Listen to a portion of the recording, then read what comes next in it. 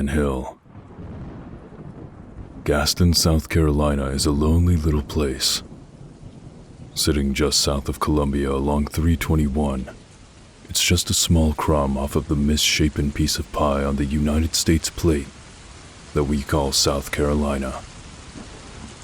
Its population has almost never gone over 2,000, and it's only 3.4 square miles across, in all directions. It feels even lonelier when you come in from a place like Roanoke, Virginia.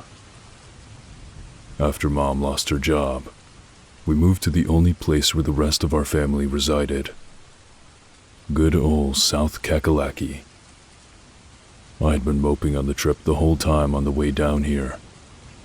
The way I saw it, the only friends I was going to be making here were fire ants and that inferno of a sun. Once we got settled in at 304 Dixiana Drive, I always remembered the address because the number in it was carved into the driveway, and it spelled Ho if you looked at it upside down. I immediately set out into the neighborhood in search of friends. I didn't know how to ride a bike at the time, and I barely knew how to ride a skateboard, so I petered down a long stretch of road directly across from the front of my house on my cheap little Walmart board until I came to a small cul-de-sac that seemed to go uphill. Sitting outside on his front porch was a chubby kid with glasses that looked about 10 or 11, about my age at the time.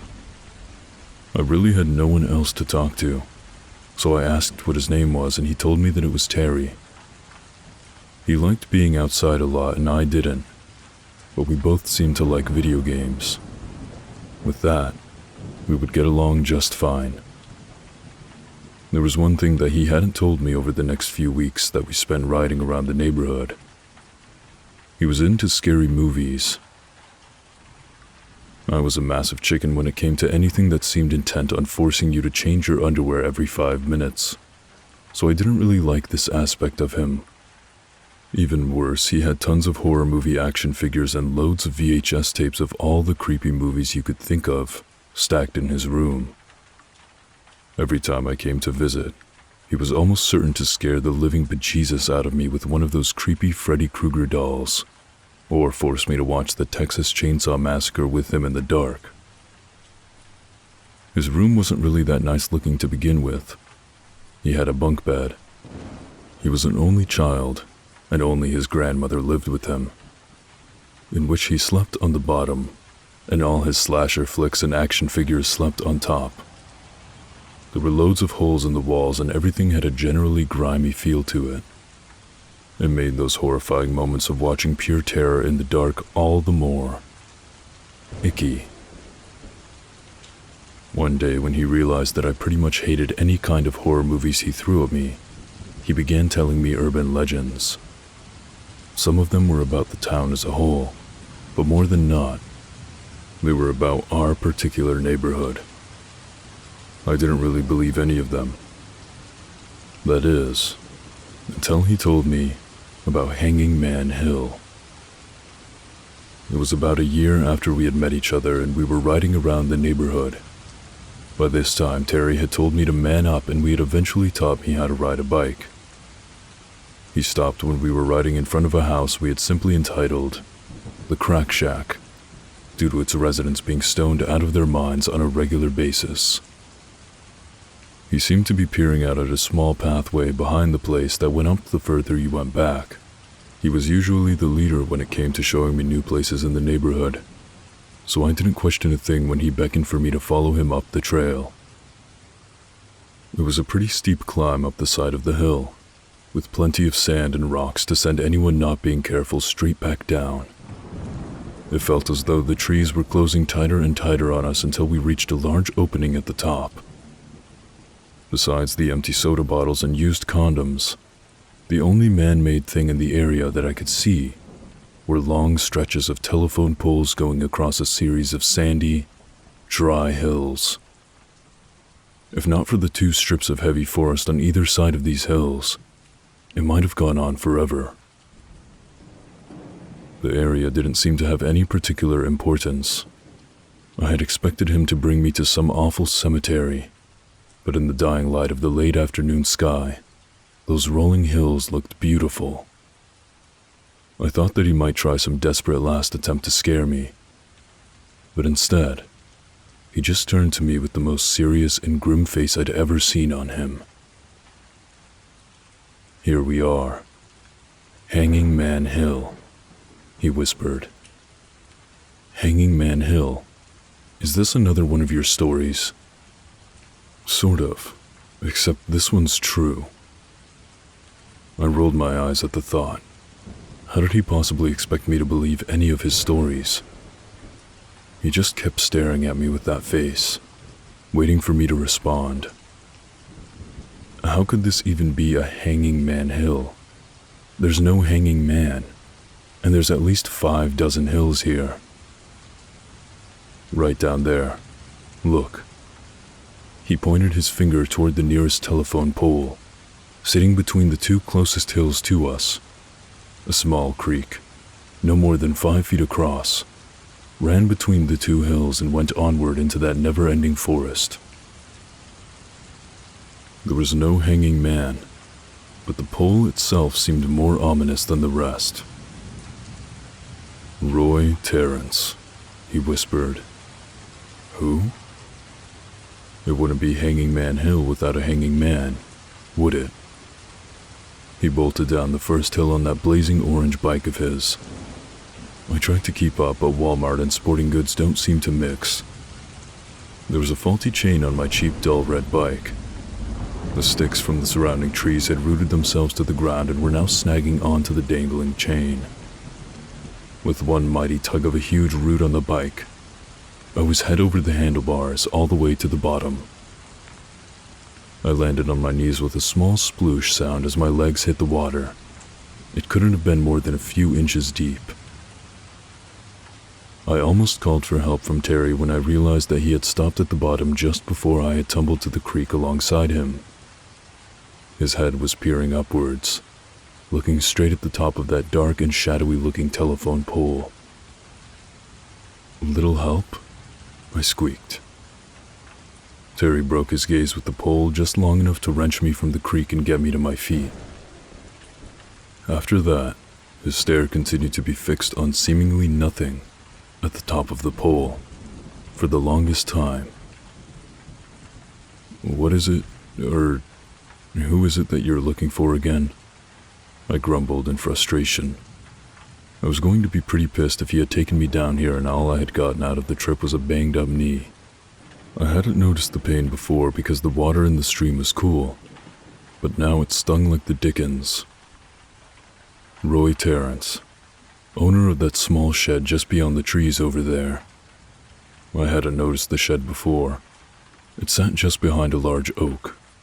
It couldn't have been bigger than 5 outhouses put together.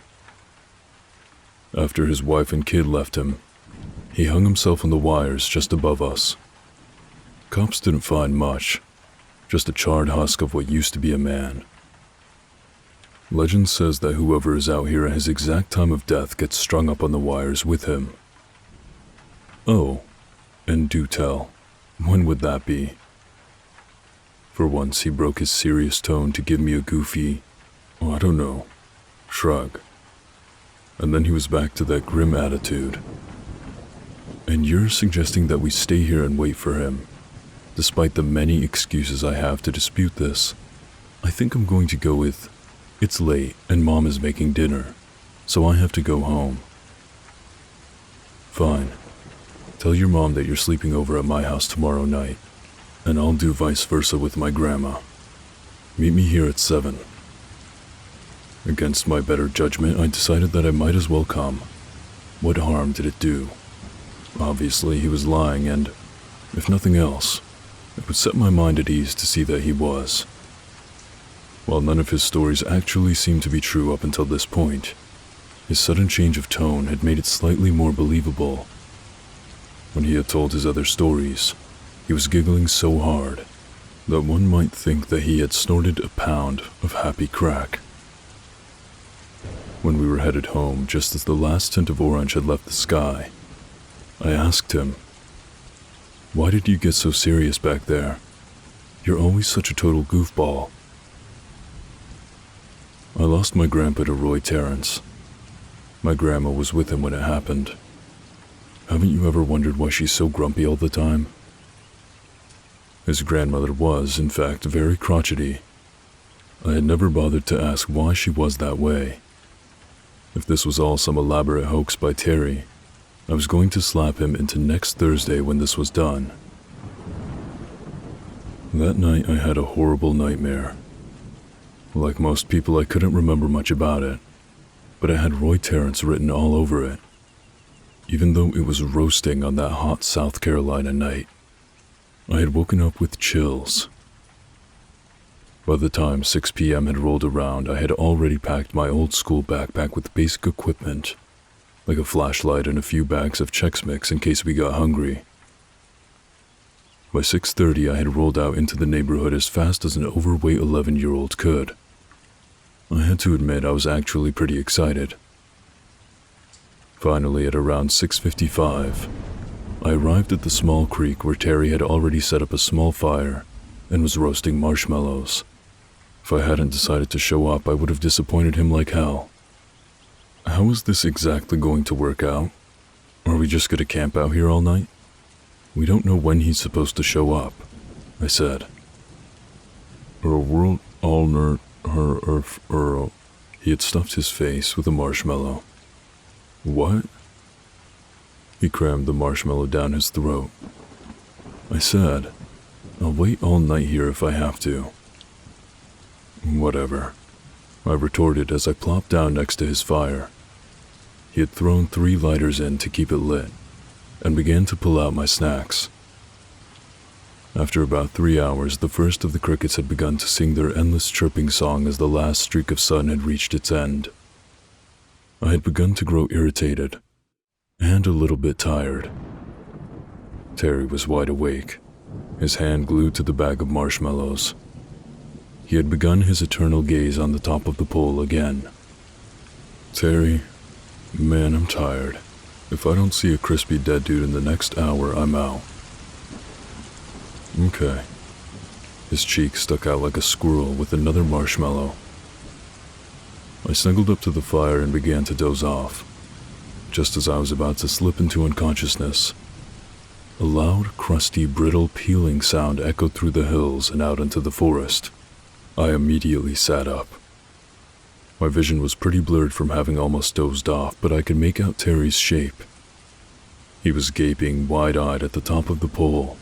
If there had been a bit of moonlight, I might have seen what I was sure to have seen up there. But the crescent moon sat just beyond the trees, like the shed. In an instant, Terry was on his bike and flying up the hill, bag of marshmallows in hand. I managed to pull myself up and get to my bike.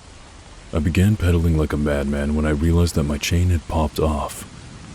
Stupid damn bike. With my eyes adjusting to the dark, I peered back at the top of the pole one more time, before I bolted to the top of the hill.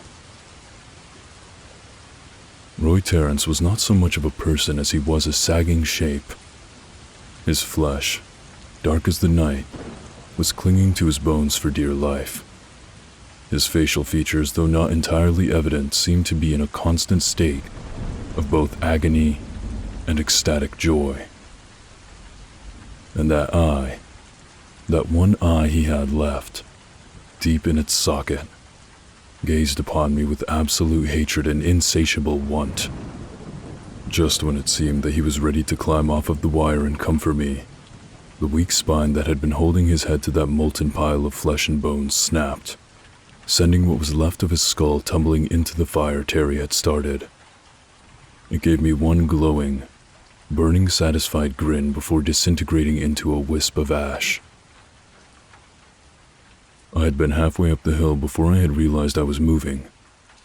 I followed the bike tracks Terry had left, which led further into the hills instead of off to the side, where the trail led back to the neighborhood. Just as I clawed my way to the top of the hill, I saw a thin shape dangling from above. Oh no, I croaked.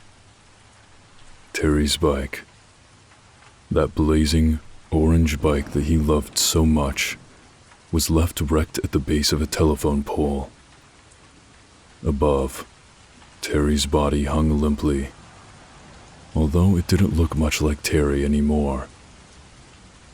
Terry hadn't been on the wires as long as Roy, which made it even worse. He was charred, but not entirely. His eyes bulged from his head in constant shock. What was left of his hair stood out on end, still smoking.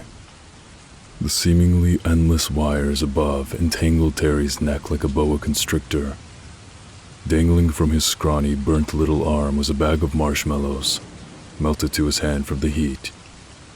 The police investigation hadn't dug up much.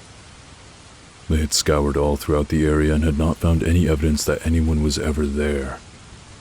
I begged them to search the telephone wires, but they continued to state that there was no evidence that anybody had even touched the wires. The search continued for 3 weeks. After police had finally given up, Terry's grandmother passed away. For those last few days, she hadn't said anything to anyone at all. She only sat and stared at the picture of her and her husband for the remainder of her life.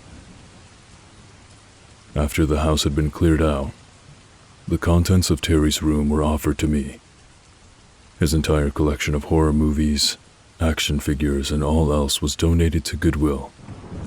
My request. I went back a few years later. We had gone to Gaston to visit with our family for a while, and I had requested that we stop by the neighborhood. Any evidence that we had ever been there those few fateful years ago had been swept away by police or the weather. Now, like before, there was only useless garbage and telephone poles.